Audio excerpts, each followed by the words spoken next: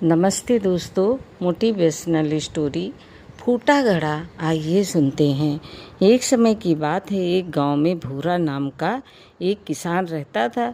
उसके घर से थोड़ी दूर पर साफ पानी की एक नदी बहती थी।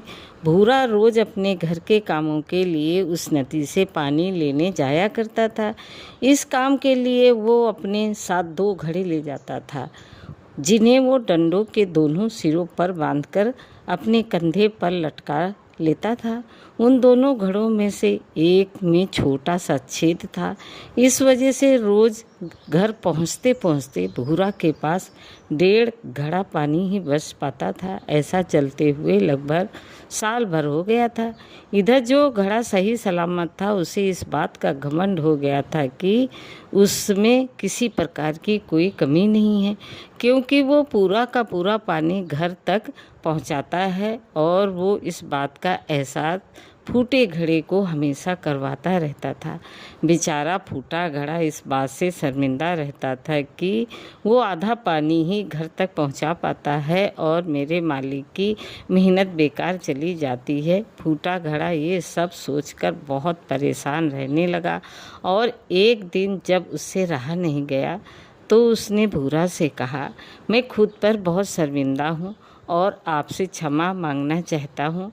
क्यों? भूरा ने पूछा, तुम किस बात से शर्मिंदा हो? शायद आप नहीं जानते, पर मैं एक जगह से फूटा हुआ हूँ और पिछले साल मुझे जितना पानी घर पहुँचाना चाहिए था, बस उसका आधा ही पहुँचा पाया हूँ। मेरे अंदर ये बहुत बड़ी कमी है, जिस वजह से आपकी मेहनत बेकार होती रही है। फूटे घड़े ने दुखी होते हुए कहा। भूरा को घड़े की बात सुनकर थोड़ा दुख हुआ और वो बोला, कोई बात नहीं, आज तुम एक काम करना, जब मैं नदी से पानी भरकर वापस आ रहा होऊंगा तब तुम रास्ते में पड़ने वाली फूलों की क्यारियों की तरफ देखना। घड़े ने वैसा ही किया। वो रास्ते भर सुंदर फूलों को देखता आया। ऐसा करने से उसकी उदासी कुछ दूर हुई, लेकिन घर पहुंचते पहुंचते उसके अंदर से आधा पानी गिर चुका था। वो फिर मायूस हो गया और भूरा से क्षमा मांगने लगा। भूरा बोला, जैसा मैंने कहा था तुमने वैसा ही किया, लेकिन शायद तुमने ध्यान से नहीं देखा। ये जितने भी फूल आज तुमने रास्ते में पड़ने वाली क्यारियों में देखे, वे सब बस तुम्हारी वजह से थे।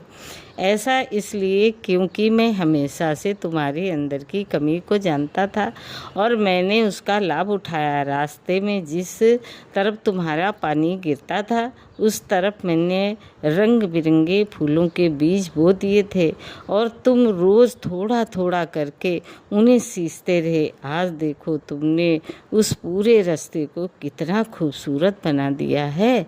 अब तुम ही सोचो, अगर तुम जैसे हो वैसे नहीं होते तो भला क्या मैं ये सब कुछ कर पाता? सीख, हम सभी के अंदर कोई ना कोई कमी होती है, पर यही कमियां हमें बाकी सबसे अलग करती हैं।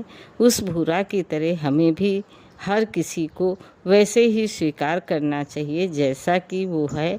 हमें सबकी अच्छाइयों की तरफ ध्यान देना चाहिए और जब हम ऐसा करेंगे तब फूटा घड़ा भी अच्छे घड़ों से मूल्यवान हो जाएगा। दोस्तों, कहानी कैसी लगी? लाइक करें, सब्सक्राइब करें। धन्यवाद।